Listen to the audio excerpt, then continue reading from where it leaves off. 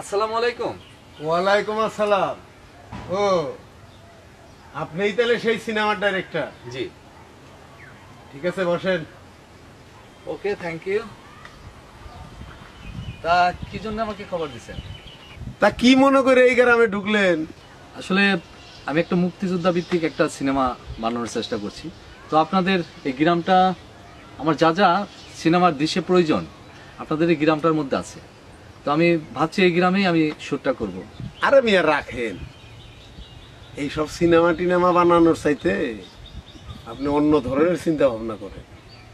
বিষয়টা হইলো, এই গ্রামে ঢুকলেন, আপনি কারো পারমিশন নিলেন না, কিচ্ছু করলেন না, আপনি আটকা ঢুইকে ক্যামেরা ট্যামেরা নিয়ে আইসে সং টং সাইজে গ্রামের ভিতরে ঢুইকে নাচানাচি করবেন, এইগুলা তো ভাই এই গ্রামে চলবো না।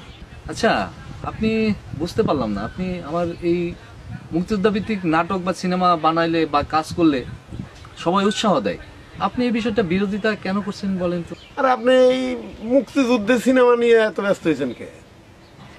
আপনার কত রকমের বিষয় আছে, কমলার বনবাস আছে, রূপবান যাত্রা আছে, তারপরে সুজন সখী আছে।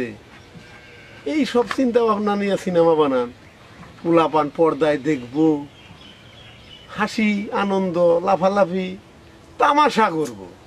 আপনি কি এর লিগে ভাই মুক্তিযুদ্ধের সিনেমা বানাই বেড়ান?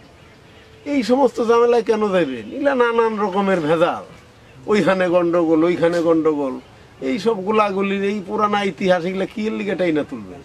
এখন ভালো আছি আমরা, সুন্দরভাবে দেশ চলতেছে, আমার গ্রামটা ভালো আছে, আপনি কি এর লিগে হেনাইলেন? আসলে আপনি বিষয়টা অন্যভাবে নিচ্ছেন।